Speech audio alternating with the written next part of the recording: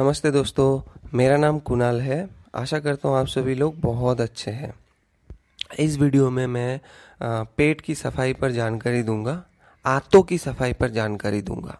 पेट और आंत साफ कैसे रखें प्राकृतिक तरीकों से, कह सकते हैं कब्ज, जिन्हें कब्ज है, कब्ज को कैसे ठीक कर सकते हैं हम बिना दवाइयों के सहारे। How to fight constipation naturally, और how to keep our stomach, how to keep our intestine clean naturally.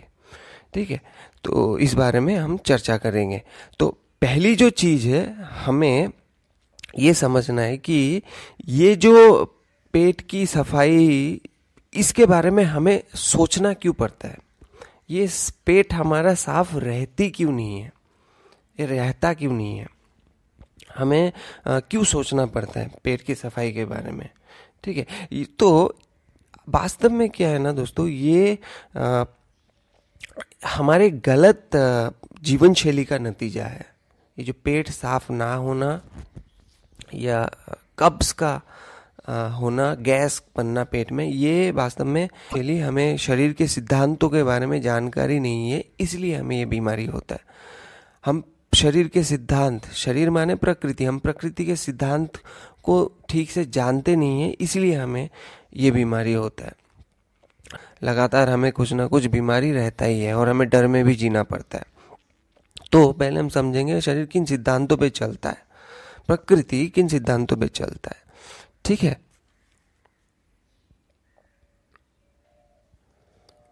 तो हमें पहले ये सोचना है कि प्रकृति में तो और भी बहुत सारे जीव जंतु हैं, है ना। क्या उन्हें भी हमारी तरह सोचना पड़ता है, हमारे जैसे सोचना पड़ता है पेट साफ कैसे रखे? बिल्कुल नहीं। आप देखिए, बहुत सारे जीव है जो 70 साल, 80 साल, 100 साल, वेजिटेरियन जीव, मांसाहारी जीव ज़्यादा नहीं जीते, लेकिन जो वेजिटेरियन जीव है वो बहुत लंबी आयु जीते हैं। हाथी, हिप्पोस, उन्हें देखिए आप, वो पूरा जीवन काल बिना दवाइयों के बिना जीते हैं, है ना। उन्हें डॉक्टर के पास जाना नहीं पड़ता है। हाँ, कभी कभार बीमार होता है, उन्हें भी गैस होता है, उन्हें भी बुखार होता है, लेकिन वो तो आम बात है, कभी कभार होता है और वो नेचुरली ठीक भी हो जाता है। पर हमें ऐसा क्यों, हमें क्यों इतना झेलना पड़ता है ना। तो यही असली सवाल है कि हम मानव को क्यों सोचना पड़ता है पेट साफ कैसे रखें, या मेरा पेट साफ क्यों नहीं हुआ आज, है ना। तो देखिए दोस्तों, हमें प्रकृति के सिद्धांतों पे चलना है, सिर्फ प्रकृति के सिद्धांतों पे चलना है, बाकी काम प्रकृति खुद कर लेगी। प्रकृति का सिद्धांत क्या कहता है? पहली शर्त यह है कि जब भूख लगे तभी खाना खाना है। सिंपल है दोस्तों, आप भूख लगने पे खाना खाएंगे, 99% चांसेस हैं कि आपका खाना हजम होगा, अच्छी तरह से हजम होगा, और जो अनडाइजेस्टेड पार्ट है वो शरीर से बाहर निकल के आ जाएगा ऑटोमेटिक। ये पहला सिद्धांत है। ठीक है, हमें भूख लगने पे खाना है। और दूसरा सिद्धांत क्या है? दूसरा सिद्धांत ये है कि हमें खाने में ज्यादा से ज्यादा फाइबर युक्त खाना खाना है। फाइबर युक्त खाना खाना है। फाइबर युक्त खाना कौन सा होता है? जिनमें रस बहुत होता है, जिनमें रस बहुत होता है, जो एल्कलीन होता है, और जो कच्चा होता है, कच्ची चीजें, जैसे कि फल, सब्जी, मेवे, चना, ये सब कच्ची चीजें, इनमें बहुत सारा, ढेर सारा फाइबर होता है, जो कि पेट को साफ रखने में मदद करती है। ऐसा बोल सकते हैं आप, सिर्फ पेट ही नहीं, पूरे शरीर में जितने भी गंदगी है, जितना भी हमारे शरीर में जो अंदर अनवांटेड पार्टिकल्स, अनवांटेड स्टफ से शरीर के अंदर, वो सब चीज को निकाल देता है। जितना ज़्यादा आप कच्चे खाना, मतलब फाइबर युक्त खाना खाएंगे।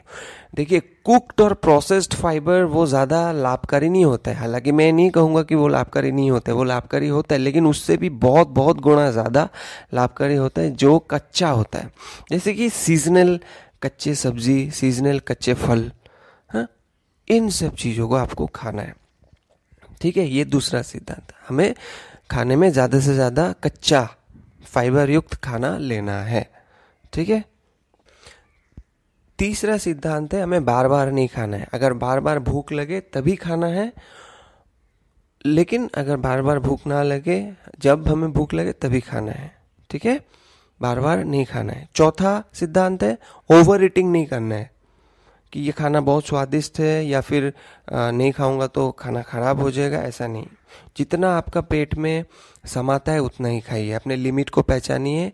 आपका शरीर है भाई, आप समझ सकते हैं इसे, उतना ही खाना खाइए। ठीक है, ओवर ईटिंग नहीं करना है। पांचवा सिद्धांत है आपको थोड़ा सा व्यायाम करना है, मतलब शारीरिक परिश्रम करना है, शारीरिक श्रम करना है आपको। दिन में 1 या 2 बार, कम कम करिए, बहुत ज़्यादा नहीं करना है, लेकिन शरीर को थकाइए। ठीक है, छठा सिद्धांत, आपको खाना खाने के 15 मिनट बाद थोड़ा सा वॉक करना है। मतलब हैवी मील जब भी आप लेते हैं, चावल अनाज जब भी लेते हैं, तो आपको थोड़ा सा पैदल चलना है, वॉक करना है। ठीक है, 5 से 10 मिनट आप धीरे धीरे वॉक करिए, लेकिन खाना खाने के 15 से 20 मिनट बाद ही करिए, और 1 घंटे के अंदर आपको करना है इस चीज़ को। ठीक है, अगला सिद्धांत है आपको ग्लूटेन फ्री खाना खाना है। ग्लूटेन फ्री मतलब ये एक तरीके का प्रोटीन होता है जो कि बहुत चिपचिपा होता है, वो आंत में जाके चिपकता है। ये होता है, ये मौजूद होता है आटे में और मैदे में, इन सब में। मतलब जिस आटे में, जिस गेहूं में चोकर नहीं होता है, उस गेहूं को आप मत खाइए, उसकी रोटी मत खाइए। ठीक है, आपको खाना है जिनमें फाइबर होता है, फाइबरस खाना, अनाज लेना है आपको, जैसे कि चावल हो गया, ब्राउन राइस हो गया, और बाजरे की रोटी हो गया। इनमें इनमें फाइबर होता है। ठीक है, बाजरा हो गया, बहुत तरीके के मिलेट्स मिलते हैं, ब्राउन राइस, इनको आप खाइए जिनमें फाइबर होता है। ठीक है, आपको ग्लूटेन फ्री खाना है, ग्लूटेन युक्त नहीं खाना है। ग्लूटेन युक्त खाना खाएंगे तो पेट में आपका खाना चिपकेगा, हाथ में जाके खाना चिपकेगा, फिर वही कब्ज को जन्म देती है।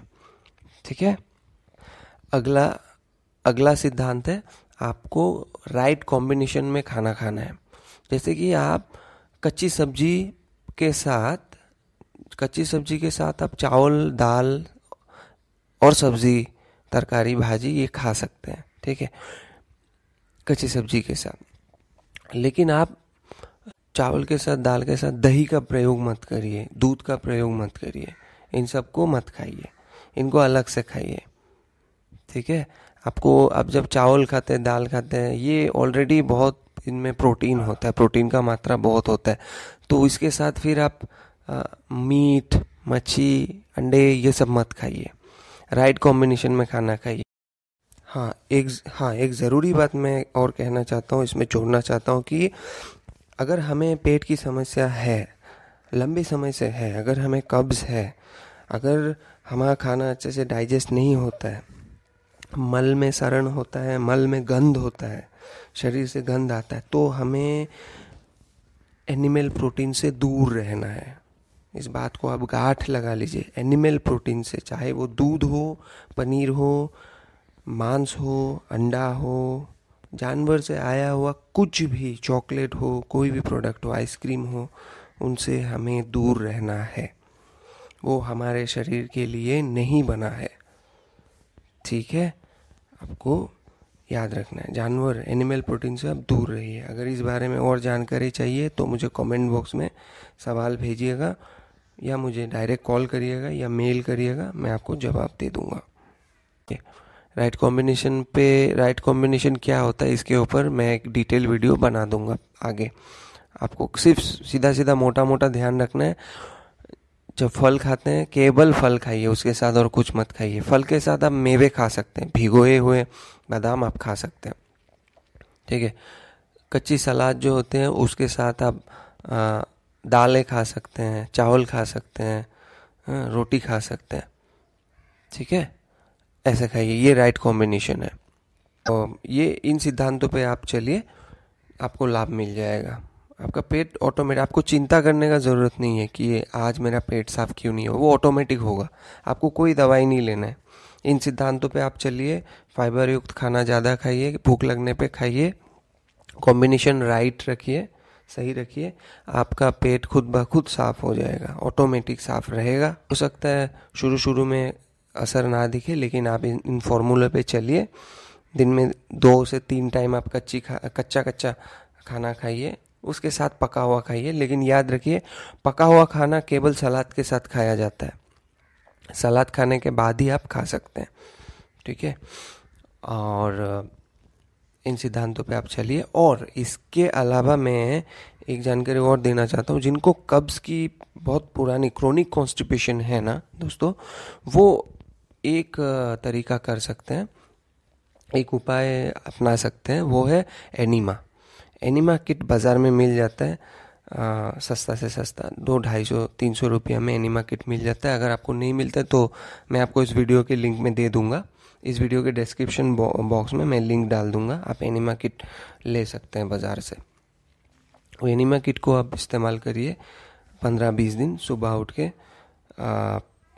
आपका कम से कम लाभ आपको दे देगा। ज़्यादा नहीं तो कम से कम आपका पेट जो आंत में पुराना मल चिपका हुआ है उसको साफ कर ही देगा, ठीक है। इसको आप 15 से 20 दिन अगर आप रेगुलर करते हैं, कोई इसमें गलत नहीं है। सादा पानी से करना है आपको, प्लेन वाटर से करना है।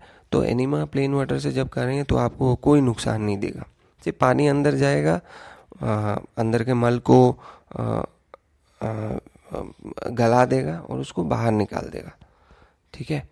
एनीमा के बारे में मैं आपको डिटेल वीडियो बना के इस चैनल के माध्यम से आगे जानकारी दूंगा, जानकारी पहुंचाऊंगा, ठीक है दोस्तों।